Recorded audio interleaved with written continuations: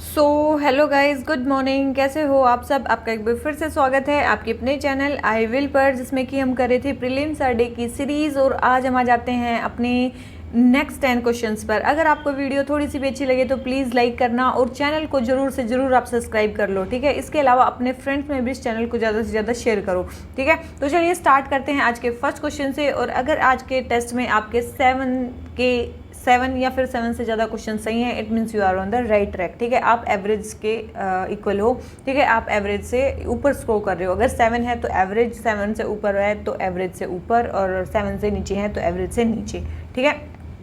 तो चलिए आज का क्वेश्चन हम स्टार्ट करते हैं। आज का फर्स्ट क्वेश्चन हमें क्या बोलता है? Consider the following statement. हमें कुछ स्टेटमेंट्स को कंसिडर करना है।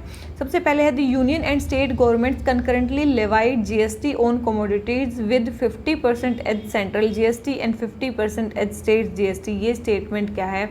बिल्कुल सही है, ठीक है। मेनली यूनियन और स्टेट जो गवर्नमेंट्स हैं, अगर कंकरेंटली किसी टेस्ट जीएसटी को लगा रही हैं तो वो 50% सेंट्रल जीएसटी होता है और 50% स्टेट जीएसटी होता है, ठीक है। याद रखना इसको। तो ये स्टेटमेंट हमारा क्या है? बिल्कुल सही है।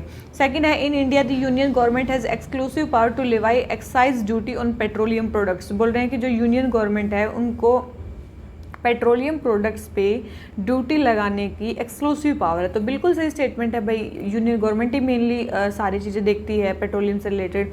थर्ड है, in India the states have exclusive power to levy excise duty and sales tax on liquor. ये स्टेटमेंट भी हमारी बिल्कुल सही है कि इंडिया में जो स्टेट्स हैं उनके पास एक्सक्लूसिव पावर है कि वो एक्साइज ड्यूटी और सेल्स टैक्स लगा सकते हैं लिकर पे। तो ये स्टेटमेंट भी हमारी क्या बिल्कुल सही है, ठीक है। तो इसमें हमसे पूछा है कौन क्या पूछा है? करेक्ट स्टेटमेंट पूछे हैं। तो तीनों ही स्टेटमेंट्स जो हैं वो हमारी इसमें करेक्ट हैं। अभी ये देखो जो जीएसटी टैक्स लगा है उसके अंडर, वो किसके अंडर, मतलब उसमें क्या होती है? एक जीएसटी काउंसिल भी होती है। उसमें क्या होती है? एक जीएसटी काउंसिल भी होती है। जीएसटी काउंसिल क्या होती है? एक कॉन्स्टिट्यूशनल बॉडी है। क्या है? याद रखना, ये जीएसटी काउंसिल एक कॉन्स्टिट्यूशनल बॉडी है। किस आर्टिकल के अकॉर्डिंग बनी हुई है? आर्टिकल 279A के अकॉर्डिंग बनी है। क्या करने के लिए? रिकमेंडेशन देने के लिए यूनियन और स्टेट गवर्नमेंट्स को जो भी जीएसटी में इश्यूज आते हैं उससे रिलेटेड, ठीक है। ये मेनली किसके लिए? रिकमेंडेशन देने के लिए। जो भी जीएसटी में इशू वगैरह आएंगे यूनियन गवर्नमेंट को और स्टेट गवर्नमेंट को रिकमेंडेशन देने के लिए, ठीक है। क्या है? GST council. इसको चेयर कौन करते हैं? हमारे यूनियन फाइनेंस मिनिस्टर। कौन चेयर करते हैं? Union finance minister. और उसके अदर मेंबर्स कौन होते हैं? जैसे कि union state minister of revenue और फाइनेंस, एंड जो मिनिस्टर्स इंचार्ज होते हैं फाइनेंस या टैक्सेशन के जितने भी स्टेट्स में, वो भी इसके मेंबर्स होते हैं, ठीक है। ये इसको क्या कंसिडर किया जाता है? एक फेडरल बॉडी इसको कंसिडर किया जाता है, क्योंकि यहाँ पे सेंट्रल और स्टेट दोनों का रिप्रेजेंटेशन होता है, ठीक है। इसलिए इसको फेडरल बॉडी भी बोला जाता है। और याद रखना, it is the first constitutional federal body जिसके पास पावर है मेजर डिसीजंस लेने की जीएसटी से रिलेटेड, ठीक है। जीएसटी से रिलेटेड ये पहली बॉडी बनी है जिसके पास पावर है, ठीक है। और फेडरल बॉडी, ठीक है। अब इसमें कौन कौन है? अभी बताया कि चेयरपर्सन यूनियन फाइनेंस मिनिस्टर हैं, ठीक है। और अदर मेंबर्स में ये सारे मेंबर्स आ जाते हैं, ठीक है। और फिर वाइस चेयरपर्सन में क्या हो जाते हैं? काउंसिल के मेंबर जो भी स्टेट से होते हैं वो एक 1 by 1 चूज़ किए जाते हैं, ठीक है। तो वाइस चेयरपर्सन बार बार चेंज होते रहते हैं एक स्टेट से। और chairperson of this central board of excise and custom, ये भी एक परमानेंट इनवाइटी होते हैं यहाँ पे जितने भी प्रोसीडिंग्स होती हैं काउंसिल्स की उसमें, ठीक है। याद रखना, जो चेयरपर्सन होते हैं किसके? Central board of of excise and customs के, उनको भी इंक्लूड किया जाता है as a permanent invitee GST council में, ठीक है।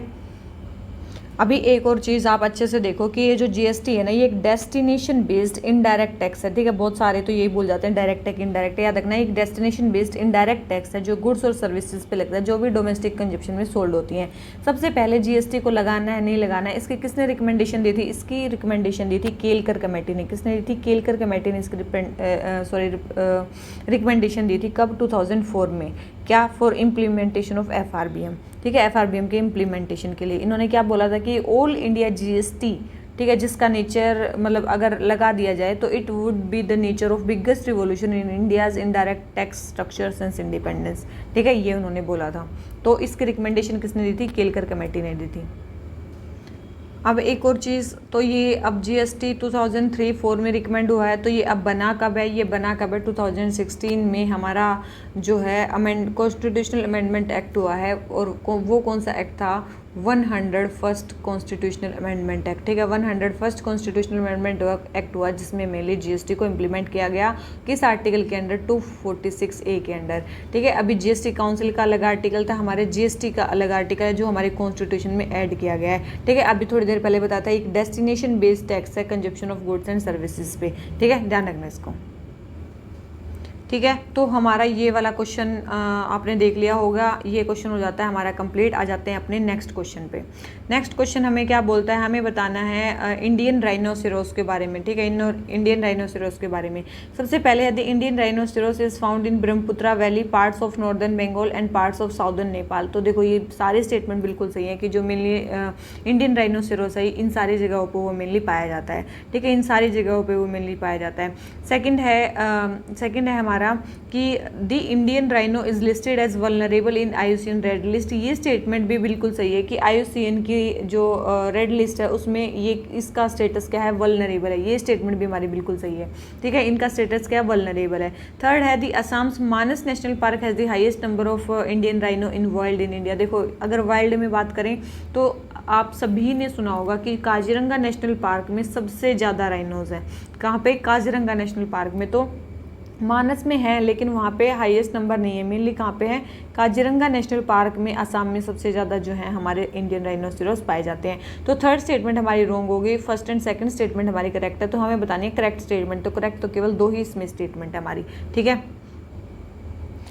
इसके अलावा जो हमारा इंडियन राइनो है इसका दूसरा नाम क्या है, इंडियन राइनो को और क्या बोलते हैं, ठीक है, इसको क्या बोलते हैं, ग्रेटर वन हॉर्न राइनो भी बोलते हैं। क्या बोलते हैं, ग्रेटर वन हॉर्न राइनो भी इसका नाम है, आपने सुना होगा, ग्रेटर वन हॉर्न राइनो भी इसको बोलते हैं, ठीक है, ग्रेटर वन हॉर्न राइनो, ठीक है, ग्रेटर वन हॉर्न राइनो भी इसको बोलते हैं, ठीक है। आपने नाम सुना होगा ग्रेटर, अगर नाम आ जाए Indian rhino, greater one horn rhino, तो सारे उसी के बारे में है, ठीक है। अब इसका मतलब साइट्स में क्या स्टेटस है, साइट्स में ये किस में आता है, ये अपेंडिक्स 1 में आता है, किस में आता है, साइट्स के अपेंडिक्स 1 में आता है। और वाइल्ड लाइफ प्रोटेक्शन एक्ट में किस में आता है, ये स्केड्यूल 1 में आता है, ठीक है, वाइल्ड लाइफ प्रोटेक्शन एक्ट में स्केड्यूल 1 में आता है, साइट्स में हमारे अपेंडिक्स 1 में आता है। इसके अलावा देखो ये तो हमारा हो गया क्या, मतलब sorry, greater one horn rhino, ठीक है, इंडियन राइनो। इसके अलावा आपने 2 राइनोज के नाम और सुनोगे, जावन राइनो और एक है सुमात्रन राइनो, ठीक है, जो मेनली इंडोनेशिया में पाए जाते हैं, ठीक है। तो जावन राइनो और सुमात्रन राइनो, ये इनका IUCN स्टेटस क्या है, ये बहुत इंपॉर्टेंट है। इन दोनों का IUCN स्टेटस है क्रिटिकली इंडेंजर्ड, ये दोनों क्रिटिकली इंडेंजर्ड में आते हैं, ठीक है। तो जावन जो राइनो है और सुमात्रन जो राइनो है वे दोनों क्रिटिकली इंडेंजर्ड में है। और जो हमारा ग्रेटर वन हॉर्न राइनो है ये वल्नरेबल कैटेगरी में आता है। और अगर इनके साइट्स के स्टेटस की बात करें तो ये दोनों ही अपेंडिक्स 1 में ही आते हैं, ठीक है, जावन और सुमात्रन दोनों ही अपेंडिक्स 1 में आते हैं। तो ये सारी चीज़ें हमें मतलब इन राइनोज के बारे में क्या करनी है, ध्यान रखनी है, ठीक है। इसके अलावा अगर बात करें हम और क्या कर सकते हैं, इसके बारे में देखो, एक तो हमारा है कि इंडियन राइनो विज़न भी चल रहा था, आपने सुना होगा कि राइनो को बचाने के लिए इंडिया ने एक वो चलाया था प्रोग्राम, ठीक है, इंडियन राइनो विज़न, आपने सुना भी होगा इसका नाम, ठीक है, इंडियन राइनो विज़न। ये एक प्रोग्राम चल रहा था इंडियन गवर्नमेंट का। कब लॉन्च किया गया था, ये 2005 में ये प्रोग्राम लॉन्च किया गया था 2020 के लिए। क्या लॉन्च किया गया था, ये मतलब इंडियन राइनो विज़न 2005 में लॉन्च किया गया था कि हम 2020 तक जो इंडियन राइनोज हैं उनकी जो पॉपुलेशन है वो 3000 से ज़्यादा कर देंगे। कितनी कर देंगे, एटलीस्ट 3000 तो कर ही देंगे, ठीक है। ये मेनली हमने किया था। और ये वो भी हो गया, मतलब ये क्रॉस भी हो गया अभी, मतलब 3000 से ज़्यादा है इंडिया में, ठीक है। तो ये चीज़ थी मेनली इसको करने की। तो इंडियन राइनो विज़न भी चल रहा था इंडिया का, तो वो भी सक्सेसफुल है, लेकिन उसमें अब इस नंबर को और ज़्यादा बढ़ाने की बात चल रही है, ठीक है। अब आप बोलोगे कि ये न्यूज़ में क्यों है, ये न्यूज़ में इसलिए है क्योंकि अभी असम के मतलब 2023 की जो स्टार्टिंग हुई थी तो असम की जो CM थे उन्होंने बोला था कि अब मतलब कि 2022 में कोई भी राइनोज जो है वो उसकी पोचिंग नहीं हुई, किसी भी राइनो की पोचिंग नहीं हुई, इसलिए ये मेनली न्यूज़ में था, ठीक है। उन्होंने ये बोला था कि अभी तक इसकी पोचिंग नहीं हुई है। और फिर उन्होंने बोला, फिर मतलब एक नंबर बताया कि भाई हमारे जो total world wild life fund ने, वर्ल्ड वाइल्ड लाइफ फंड के अकॉर्डिंग जो है इंडियन राइनोज जो वाइल्ड में आज के टाइम पे वो कितने हैं, 3700 है। कितने हैं, 3700 है, जिसमें से 2613 2613 जो राइनोज हैं वो तो केवल और केवल काजीरंगा नेशनल पार्क में ही है। वो कहाँ पे? काजीरंगा नेशनल पार्क में है। तो ये थोड़ा सा न्यूज़ में था इसलिए मैंने आपको बता दिया है। तो हमारा क्वेश्चन नंबर जो सेकंड हो जाता है वो हो जाता है कंप्लीट। आ जाते हैं अपने क्वेश्चन नंबर थर्ड पे। ठीक है, क्वेश्चन नंबर थर्ड हमें क्या बोल रहा है? हमें एस्टेरॉइड्स के बारे में बताना है, हमें डिफरेंस बताना है किसके बारे में? एस्टेरॉइड्स और कोमेट्स के बारे में। सबसे पहले है the asteroids are small rocky planetoids while comets are formed of frozen gases held together by rocky metallic material. तो ये स्टेटमेंट हमारी क्या है? बिल्कुल सही है। जो एस्टेरॉइड होते हैं वो मतलब प्लैनेट्स के ही मतलब स्मॉल रॉकी प्लैनेटॉइड्स टाइप होते हैं, जबकि जो कोमेट्स होते हैं वो मेनली फ्रोजन गैसेस वगैरह से बने होते हैं। ठीक है, जिसको हेल्ड टुगेदर कौन करते हैं? रॉक्स या फिर मेटालिक मिनरल। तो बिल्कुल सही स्टेटमेंट है। सेकंड है the comets show a perceptible glowing tail while asteroids do not. तो ये स्टेटमेंट भी हमारी बिल्कुल सही है। जब कोमेट्स जो है उनके पीछे एक ग्लोइंग टेल टाइप होती है लेकिन एस्टेरॉइड्स के पीछे नहीं होती है। बिल्कुल सही स्टेटमेंट है। थर्ड है asteroids are found mostly between orbits of Jupiter and Mars. तो आपको एक चीज़ पता होनी चाहिए, जो एस्टेरॉइड्स होते हैं वो तो मेनली बिल्कुल एस्टेरॉइड बेल्ट में ही मिलते हैं जो मार्स और जुपिटर के बीच में होती है। ठीक है, तो ये मतलब एस्टेरॉइड तो के बारे में तो बिल्कुल सही बोल रखा है कि जुपिटर और मार्स के बीच में होते हैं, जबकि सेकंड बोल रखा है कि comets are found only between Venus and Mercury. देखो कोमेट्स कहीं भी मिल सकते हैं। Comets are spread all over the entire solar system. ऐसा नहीं है कि ये कहीं पे कंसंट्रेटेड है, जैसे कि हमारे एस्टेरॉइड्स हैं वो कंसंट्रेटेड है मार्स और जुपिटर के बीच में, लेकिन कोमेट्स नहीं है। तो ये स्टेटमेंट हमारी क्या हो जाती है? इनकरेक्ट। ठीक है, तो हमें बतानी है करेक्ट स्टेटमेंट। तो करेक्ट तो हमारी फर्स्ट एंड सेकंड केवल दो ही स्टेटमेंट करेक्ट है, तो इसका आंसर हमारा क्या हो जाता है? बी। समझ में आया? ठीक है, दोनों के बीच में डिफरेंस। तो आपको ये चीज़ समझ में आ गई होगी कि एस्टेरॉइड क्या होते हैं? स्मॉल रॉकी प्लैनेटॉइड्स होते हैं। ऐसा मान लो कि ये हमारा क्या है? एक एस्टेरॉइड है। कोमेट्स क्या होते हैं? एक टाइप के ऐसे होते हैं, गैसेस टाइप भी हो सकते हैं। ठीक है, इनकी एक टाइप की टेल होती है, जितने सन के पास जाएंगे उतनी लंबी टेल इनकी बन जाएगी। ठीक है, तो ये होते हैं कोमेट, ये होते हैं एस्टेरॉइड। कोमेट्स लगभग पूरे यूनिवर्स में मिलते हैं, सोलर सिस्टम में मिलते हैं। एस्टेरॉइड जो है मोनली एस्टेरॉइड बेल्ट में मिलते हैं। ठीक है, ये समझ में आ गया। इसके अलावा आपने एक और चीज़ सुनी होगी, मीटेरोइड्स। ठीक है, ये तो हो गया हमारे एस्टेरॉइड। कोमेट्स एक आपने नाम सुना होगा मीटेरोइड। ठीक है, मीटेरोइड का नाम सुना होगा शायद आपने। ये क्या होते हैं? ये भी एक रॉक टाइप ही स्ट्रक्चर होते हैं। ठीक है, ये भी एक रॉक टाइप ही स्ट्रक्चर होते हैं, एस्टेरॉइड जैसे दिखते हैं। ठीक है, और एस्टेरॉइड जैसे दिखते हैं, ये भी मेनली सन के अराउंड घूमते रहते हैं। ठीक है, ये भी चीज़ ध्यान रखना। इसको और आप क्या मान सकते हो? इसको मान सकते हो कि एस्टेरॉइड का एक फ्रेगमेंट टूटा हुआ, मेनली जो एटमॉस्फेयर में एंटर करने से पहले जो होता है उसको बोलते हैं मीटेरोइड। ठीक है, ऐसा आप कुछ मान सकते हो। तो एस्टेरॉइड के बाद क्या आ गया हमारा? मीटेरोइड। ठीक है, एक और चीज़ होती है, जैसे कि ये तो एटमॉस्फेयर से बाहर था मान लो। ठीक है, तो एक और टर्म यूज होती है मीटियोराइट। मीटियोराइट क्या होता है? याद रखना, मीटियोराइट होता है जब जो मीटियोर होता है। सबसे पहले तो आपको मीटियोर समझाना पड़ेगा। ठीक है, तो सबसे पहले जो मीटियोर होता है, सबसे पहले देखो, जब ये मीटियोरॉइड हमारे अर्थ के एटमॉस्फेयर में एंटर करता है, ठीक है, तो वो क्या बन जाता है? वो मीटियोर बन जाता है। क्या बन जाता है? जब भी कोई मीटियोरॉइड हमारे अर्थ के, मैंने बताया ना, अर्थ पहले अर्थ के एटमॉस्फेयर से बाहर है तो वो मीटियोरॉइड है। जब वो अर्थ के एटमॉस्फेयर में एंटर करता है तो वो क्या बन जाता है? मीटियोर बन जाता है। क्या बन जाता है? वो मीटियोर बन जाता है। ठीक है, और फिर वो जलने लगता है। ठीक है, और पूरे एटमॉस्फेयर में, मीजोस्फेयर में वो क्या करता है? बर्न करने लगता है। ठीक है, बहुत सारी स्ट्रिक्स ऑफ लाइट को वो प्रोड्यूस करता है और अर्थ के मतलब विसिनिटी में वो काफ़ी पहुंच जाता है। तो ठीक है, एक टाइप का मीटियोर शोवर जैसा भी बोलते हैं। जैसे कि मान लो कि ये जो पत्थर है ये कैसे हो जाए, ऐसे ऐसे इसमें से बहुत सारे टूट के ऐसे ऐसे मतलब इसमें से ऐसे वो निकलने लग जाए। ठीक है, तो वो हो जाएगा मीटियोर। ठीक है, और मीटियोराइट क्या होता है? अब मीटियोराइट लास्ट में आता है। मीटियोराइट क्या होता है? When A meteor does not completely burn up. अब ये जो क्या हो गया, जब मीटियोराइट्स का बचा हुआ मीटियोर जब कम्प्लीटली बर्न नहीं होता है, ठीक है, जब वो कम्प्लीटली बर्न नहीं होता है, जब वो कम्प्लीटली बर्न नहीं होता है तो वो एटमॉस्फेयर के थ्रू ट्रेवल कर जाता है और कुछ उसके फ्रेगमेंट्स जो हैं वो हमारे ग्राउंड पे मिलते हैं। कुछ हमारे फ्रेगमेंट्स कहाँ मिलते हैं? ग्राउंड पे मिलते हैं, तो उसको बोलते हैं मीटियोराइट। ठीक है, समझ में आ गया? तो ये चीज़ें हैं सारी, याद रखना। एक होता है एस्टेरॉइड, एक होते हैं कोमेट्स, एक होते हैं मीटियोरॉइड। एस्टेरॉइड के फ्रेगमेंट्स, ठीक है, जो एटमॉस्फेयर से बाहर होते हैं, जब वो एटमॉस्फेयर में आ जाते हैं तो उसको क्या बोलते हैं? मीटियोर बोलते हैं। ठीक है, वो क्या हो जाते हैं? जलने लग जाते हैं ऐसे। ठीक है, फायर फ्रेगमेंट जैसे बन जाते हैं। और जब वो एटमॉस्फेयर को पार करके ग्राउंड पे गिरते हैं तो क्या होते हैं? कुछ बर्न नहीं हो पाते हैं। ठीक है, लास्ट में ऐसा भी होगा भाई कुछ नहीं जल पाएंगे, वो ग्राउंड पे आके गिर जाएंगे, तो उसको बोलते हैं मीटियोराइट। ठीक है, तो ये सारी चीज़ें ध्यान रखना हमारे इस क्वेश्चन के बारे में। तो क्वेश्चन नंबर 3 हो जाता है कंप्लीट। आ जाते हैं क्वेश्चन नंबर 4 पे। क्वेश्चन नंबर 4 है हमारा, in recent years which of the following are the largest lenders in education loan sector in India. बोल रहे हैं कि रिसेंट ईयर्स में एजुकेशन लोन सेक्टर में सबसे बड़ा लेंडर कौन है, मतलब एजुकेशन सेक्टर में सबसे ज़्यादा लोन किसने दिया, तो किसने दिया होगा, सोचो। ठीक है, ये किसने दिया, पब्लिक सेक्टर बैंक्स ने ही सबसे ज़्यादा लोन दिया मेनली एजुकेशन सेक्टर को। ठीक है, अप्रोक्स 91% शेयर, ठीक है, इन्हीं का है, याद रखना। ठीक है, तो पब्लिक सेक्टर बैंक्स ने सबसे ज़्यादा दिया, उसमें भी रीजनल रूरल बैंक आ जाते हैं, ये सारी चीज़ें आती हैं। तो अप्रोक्स 91% इन्होंने दिया है, फिर प्राइवेट सेक्टर और सबका मिला के अप्रोक्स 9% ही है। तो ये है हमारा क्वेश्चन नंबर 4, आंसर बी। आ जाते हैं क्वेश्चन नंबर 5 पे। रिकॉम्बिनेंट डीएनए टेक्नोलॉजी के बारे में बताना है, जेनेटिक इंजीनियर जिसको बोलते हैं, उसमें कौन से जीन्स कहाँ कहाँ अलाउड होते हैं। बोल रहे हैं कि इसमें जो रिकॉम्बिनेंट डीएनए टेक्नोलॉजी में जीन्स को कहाँ कहाँ ट्रांसफ़र कर सकते हैं, क्या across different species of plants कर सकते हैं, बिल्कुल कर सकते हैं। From microorganisms to higher organism कर सकते हैं, बिल्कुल कर सकते हैं।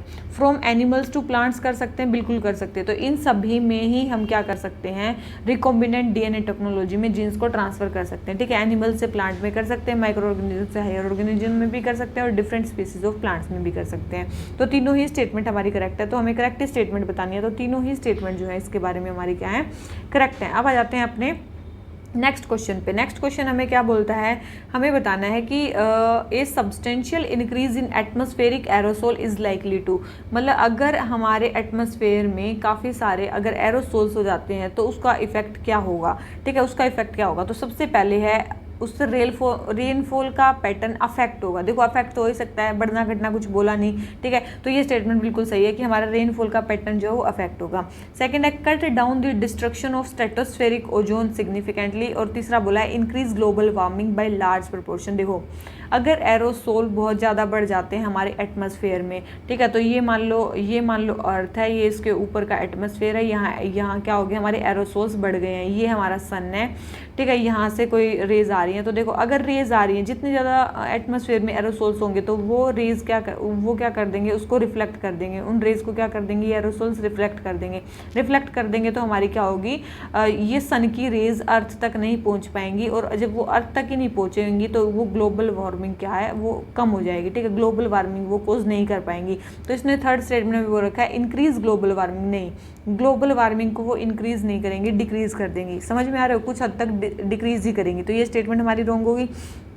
सेकेंड देखो, cut down the destruction of stratospheric ozone significantly, ozone के बारे में बात चल रही है। अब जैसे ही जो हमारे एरोसोल्स हैं वो उसमें आते हैं, कहाँ पे आते हैं, मेनली एटमॉस्फेयर में हमारे मान लो एरोसोल्स हैं, तो याद रखना इससे क्या होगा, हमारे पोलर रीजन्स की बात करें, अगर वहाँ पे एरोसोल्स है तो पोलर स्ट्रेटोस्फेरिक क्लाउड बन जाएंगे, और जैसे ही पोलर स्ट्रेटोस्फेरिक क्लाउड बनेंगे ना, तो उन क्लाउड्स की सरफेस पे एरोसोल्स के कारण केमिकल रिएक्शंस होने स्टार्ट हो जाएंगे। केमिकल रिएक्शन स्टार्ट हो जाएंगे तो इससे क्या प्रोड्यूस होगी, इससे लार्ज अमाउंट में रिएक्टिव क्लोरीन प्रोड्यूस होगी, और जो ये रिएक्टिव क्लोरीन है ये क्या करेगी, हमारे ओजोन को डिस्ट्रॉय करेगी। ये है क्या करेगी, हमारे ओजोन को ज़्यादा से ज़्यादा डिस्ट्रॉय करेगी। तो जितने ज़्यादा एरोसोल्स होंगे वो क्या करेंगे, हमारी ओजोन को, स्ट्रेटोस्फेरिक ओजोन को डिस्ट्रॉय ही करेंगे। तो ये बोल रहे हैं कम कर देते हैं डिस्ट्रक्शन को ओजोन के, नहीं, वो क्या कर देते हैं, बढ़ा देते हैं। तो ये स्टेटमेंट भी हमारी क्या होगी, रॉन्ग होगी। समझ में आ रहा है, तो सेकंड स्टेटमेंट भी रॉन्ग है, थर्ड स्टेटमेंट भी रॉन्ग है, फर्स्ट स्टेटमेंट हमारी करेक्ट है। तो हमारा आंसर क्या आ जाता है, केवल एक, क्योंकि करेक्ट तो हमारी केवल एक ही स्टेटमेंट है इसमें। समझ में आया। अब आ जाते हैं इसके नेक्स्ट क्वेश्चन पे। नेक्स्ट क्वेश्चन हमें क्या बोलता है, पैरासाइटिज्म के बारे में बताना है। पैरासाइट मतलब जो कोई भी ऑर्गेनिज्म जो अपना टोटल फूड किसी दूसरे से लेता है। ठीक है, जैसे कि आपके सिर में कुछ वो होती है ना, आपके जो भी होते हैं बालों में, तो वो क्या होती हैं, वो एक टाइप की पैरासाइट होती हैं कि वो आपको खाती रहती हैं। ठीक है, आपका नुकसान हो रहा है उसमें और उसका क्या हो रहा है, फ़ायदा हो रहा है। ठीक है, लाइस वगैरह जो भी होती हैं। सबसे पहले parasitism occurs when two organism interact. देखो बिल्कुल आप देखो इसमें क्या हो रहे हैं, दो ऑर्गेनिज्म इंटरेक्ट कर रहे हैं, बट वाइल वन बेनिफिट, एक का तो फायदा हो रहा है, बिल्कुल जो पैरासाइट है उसका तो फायदा हो रहा है, लेकिन दूसरे का क्या होता है, नुकसान होता है। तो ये स्टेटमेंट क्या है, बिल्कुल सही है, एक का फायदा होता है, एक का नुकसान होता है, यही होता है पैरासिटिज्म में। ठीक है, सेकंड है कि tapeworm attaching itself to the intestine of a cow is an example of parasitism. बिल्कुल सही है। अगर काउ के पेट की या फिर इंटेस्टाइन में कोई टेप वोम है, वहाँ पे कोई कीड़ा है और वो उसके पेट के अंदर है, तो ये क्या है, देखो उस कीड़े को तो फायदा हो रहा है, उसका तो कोई नुकसान नहीं है, लेकिन काउ का तो नुकसान है, उसका फूड अच्छे से पच नहीं रहा है। तो बिल्कुल, तो ये भी एक पैरासिटिज्म का क्या है, एग्जाम्पल है। Third, the parasite always kills the host. क्या ऐसा होता है कि जो पैरासाइट है वो होस्ट को किल कर देता है? ऐसा बिल्कुल भी नहीं होता है। पैरासाइट चिपका रहता है, वो कभी नहीं होस्ट को मारता है। कब होस्ट को मार देता है? प्रीडेटर, याद रखना, प्रीडेटर मेनली जो है, प्रीडेटर में ऐसा होता है कि वो भाई जो उसको है वो मार देते हैं। तो थर्ड स्टेटमेंट हमारी रॉन्ग है, first and second statement correct है। तो हमें करेक्ट स्टेटमेंट बतानी है, तो first and second statement correct है, दो स्टेटमेंट हमारी करेक्ट होगी, तो हमारा आंसर क्या आ गया, बी। ठीक है, हमारा आंसर क्या आ गया, बी। अब आ जाते हैं हम किस पे, क्वेश्चन नंबर थर्ड पे। क्वेश्चन नंबर थर्ड हमें क्या बोलता है, हमें बताना है to avoid unfavourable conditions which of the following enters into diapause. देखो, अनफेवरेबल कंडीशन से बचने के लिए कौन सा है जो डायपोज के अंदर एंटर कर जाता है? डायपोज क्या होती है, स्टेज ऑफ सस्पेंडेड डेवलपमेंट। वो अपने डेवलपमेंट को रोक देंगे, अगर उनके अकॉर्डिंग सिचुएशन नहीं है तो वो अपने डेवलपमेंट को रोक देंगे। ऐसा कौन कर सकते हैं? तो इन सब में से ऐसा कौन कर सकते हैं? इसमें से करते हैं जू प्लैंकटन। ऐसा कौन से करते हैं? जू प्लैंकटन। मान लो कि ये इनके एग्स हैं, ये क्या होते हैं, मान लो कि इस ऐसे ऐसे स्टेजेस में बढ़ रहे हैं, ठीक है, ऐसे ऐसे स्टेजेस में बढ़ रहे हैं। तो जहाँ पे भी इनको फेवरेबल कंडीशन नहीं मिलेगी, ये क्या करेंगे, वहीं पे अपनी स्टेज को रोक देंगे और उसके बाद वो डेवलप करना बंद कर जाएंगे। तो इसी को बोलते हैं डायपोज। ये बियर्स क्या करते हैं, ये बियर्स मेनली पोलर एरियाज में रहते हैं। पोलर एरियाज में रहते हैं तो वहाँ पे क्या होती है, बहुत ज़्यादा विंटर्स होती हैं। तो विंटर्स होती है तो वो विंटर्स से बचने के लिए कोई ऐसा तरकीब ढूंढेंगे कि भाई वो विंटर से बच जाएँ, तो उस प्रोसेस को बोलते हैं हाइबरनेशन। वो क्या बोलते हैं, हाइबरनेशन। हाइबरनेशन को विंटर स्लीप भी बोलते हैं, कि जो विंटर वाले जो ऑर्गेनिजम्स हैं, जब वो विंटर से बचने के लिए, बहुत ज़्यादा विंटर से बचने के लिए जो प्रोसेस फॉलो करते हैं, उसको बोलते हैं हाइबरनेशन। और जो ये स्नेल्स एंड फिश है ना, याद रखना, ये स्नेल्स एंड फिश क्या करते हैं, मेनली समर से बचने के लिए अपने आप को कुछ चीज़ें करती हैं, ठीक है, उसको क्या बोलते हैं, एस्टिवेशन। कुछ टाइम के लिए, मतलब टोटल छुप जाती हैं वहाँ से, उसको बोलते हैं एस्टिवेशन। तो एस्टिवेशन क्या होती है, समर स्लीप होती है, ठीक है। एस्टिवेशन क्या होती है, समर स्लीप होती है। तो याद रखना, हाइबरनेशन विंटर स्लीप होती है, एस्टिवेशन समर स्लीप होती है, और ये जो डायपोज होता है ये क्या होता है, स्टेज ऑफ सस्पेंडेड डेवलपमेंट। इसमें मेनली जो पोर्स वाला टाइम है ना, वो चीज़ मतलब जो होते हैं वो वाले बंद हो जाते हैं, ठीक है, उनका डेवलपमेंट बंद हो जाता है। तो ये क्वेश्चन हो गया हमारा कंप्लीट, क्वेश्चन नंबर थर्ड। आ जाते हैं क्वेश्चन नंबर फोर्थ पे। फोर्थ हमें क्या बोल रहा है, बोल रहे हैं कि बहुत सारे जो डेजर्ट प्लांट्स हैं उनमें एक स्पेशल फोटोसिंथेटिक पाथवे होता है, जिससे मेनली जो उनके जो स्टोमेटा हैं वो रात को क्लोज रहते हैं वाटर लॉस को मिनिमाइज करने के लिए। देखो, अब आप एक बात करो, अगर बहुत सारे डेजर्ट प्लांट हैं, डेजर्ट में क्या होता है, दिन में बहुत ज़्यादा गर्मी पड़ती है, डे टाइम में बहुत ज़्यादा गर्मी पड़ती है, रात में तो ठंड रहती है। तो जो दिन में गर्मी पड़ती है तो मेनली जो ट्रांसपायरेशन होता है वो कब होता है, दिन में होता है। ट्रांसपिरेशन कहाँ होता है, दिन में होता है। तो दिन में स्टोमेटा को प्लांट क्लोज करेगा ना, ठीक है, ये चीज़ ध्यान रखना। स्टोमेटा क्लोज कब होते हैं, दिन के टाइम पे होते हैं, ठीक है। स्टोमेटा क्लोज कब होते हैं, दिन के टाइम पे होते हैं, रात के टाइम पे नहीं होते। तो ये चीज़ ध्यान रखना, वो जो क्लोज होते हैं वो कब होते हैं, वो दिन के टाइम पे होते हैं, ठीक है। कब, डे के टाइम पे, रात के टाइम पे नहीं होते। तो फर्स्ट स्टेटमेंट हमारी क्या हो जाती है, रॉन्ग। सेकेंड है, इन high altitudes the body compensate low oxygen availability. देखो, सबसे पहले तो ये समझ लो कि जब भी आप हाई एल्टीट्यूड पे जाते हो तो आपको क्या होती है, वहाँ पे सबसे पहले तो हाई एल्टीट्यूड पे प्रेशर कम होता है और ऑक्सीजन की जो अवेलेबिलिटी होती है वो कम होती है, ठीक है। तो लो ऑक्सीजन है वहाँ पे, इससे क्या होता है, लो ऑक्सीजन है, अब ऑक्सीजन बहुत कम है।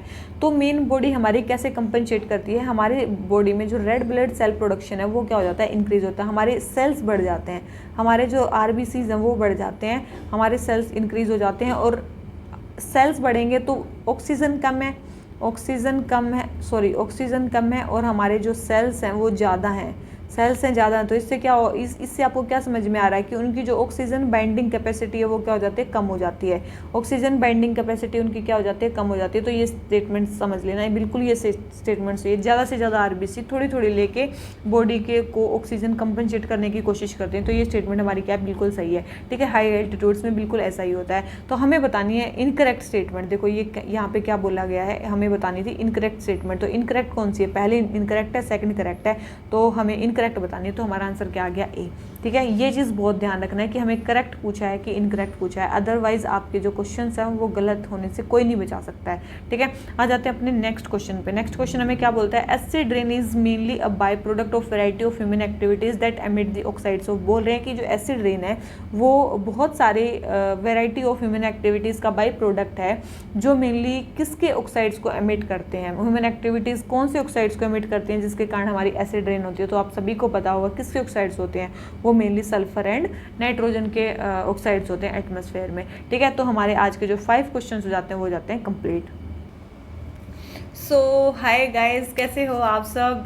शायद आपका टेस्ट कंप्लीट हो चुका होगा। आज के 10 क्वेश्चंस आपको अच्छे लगे होंगे। आज के जो क्वेश्चंस हैं मेनली इन्वायरमेंट और करंट अफेयर से थे, तो शायद आपको क्वेश्चंस अच्छे लगे होंगे। ठीक है, तो मेनली आपके जो इन्वायरमेंट के क्वेश्चंस हैं वो ज़्यादातर सही हुए होंगे। तो अगर आपका जो स्कोर है वो 7+ आ रहा है तो या 7 भी आ रहा है तो इट्स गुड। ठीक है, और अगर 5 से लेके 7 के बीच में आ रहा है तो it's also good, but you need to improve upon your score, है ना। और इसके अलावा अगर आपका स्कोर जो है इससे नीचे आ रहा है तो थोड़ा सा आप और ज़्यादा मेहनत करिए, डेली बेसिस पे जो अपने स्टैटिक पोर्शन है उसको इम्प्रूव करने की कोशिश करो। ठीक है, ताकि ज़्यादा से ज़्यादा आपके जो क्वेश्चंस हैं वो ठीक हो सकें और आपके जो कॉन्सेप्ट्स हैं वो क्लियर हो सकें। इसके अलावा और चीज़ मैं आपको एक चीज़ क्या बोलना चाह रही थी, मैं ये बोलना चाह रही थी कि बहुत सारे बच्चों का ये क्वेश्चन रहता है कि भाई कि मैम बहुत सारे जो लोग हैं ऐसे बोलते हैं कि भाई अगर हमारा प्रीलिम्स में नहीं हुआ है तो you are not a serious candidate. तो आप ये चीज़ बिल्कुल मत सोचो कि अगर आपका प्रीलिम्स इस बार नहीं हुआ तो आप सीरियस कैंडिडेट नहीं हो,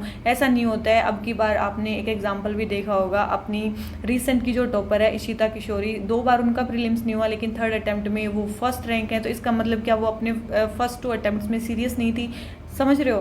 तो कुछ लोग ऐसा बोलते हैं, ठीक है, मतलब कुछ टॉपर्स कुछ भी बोलते हैं, एक बार सेलेक्ट होने के बाद तो कुछ भी बोला जाता है। तो उन चीज़ों पे ज़्यादा ध्यान मत दो, केवल अपनी प्रिपरेशन पे ध्यान दो ज़्यादा से ज़्यादा। ठीक है, और ऐसी नेगेटिविटी से हमेशा दूर रहो और डेली बेसिस पे क्वेश्चन करते रहो। यस, अनप्रिडिक्टेबिलिटी यूपीएससी की काफ़ी ज़्यादा बढ़ गई है, तो इसके लिए सबसे ज़्यादा फ़ायदेमंद यही है कि आप डेली बेसिस पे क्वेश्चंस करो और डेली बेसिस पे अपनी इम्प्रूवमेंट को चेक करते रहो। तो सबसे ज़रूरी यही है। और इसके अलावा तो अनप्रिडिक्टेबिलिटी को मतलब कैटर करने का कोई तरीका नहीं है। ठीक है, अपने नॉलेज बेस को ही हम इम्प्रूव कर सकते हैं, अपने पे ही हम काम कर सकते हैं। ठीक है, तो इसी तरीके से आपको क्या करना है, इस सीरीज़ के साथ जुड़े रहना है और इस चैनल के साथ भी जुड़े रहना है। और इसके अलावा जिन्होंने भी चैनल को अभी तक सब्सक्राइब नहीं किया तो प्लीज़ चैनल को सब्सक्राइब कर लो जाके, और वीडियो को लाइक ज़रूर करके जाना अगर जिसको भी वीडियो अच्छी लगी हो। ठीक है, इसके अलावा अपने फ्रेंड्स में ज़्यादा से ज़्यादा शेयर करो इस चैनल को, ताकि इस चैनल